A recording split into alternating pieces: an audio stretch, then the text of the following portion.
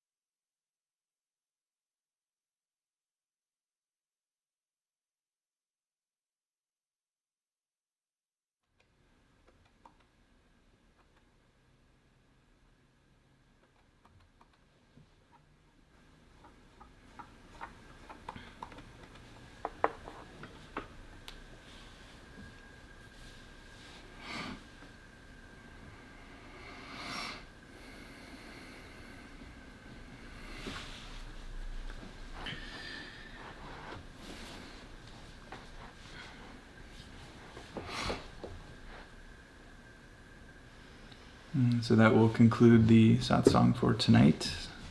May you feel reattuned and reconnected, feel empowered in your meditations and all of your healing and contemplative and energetic practices.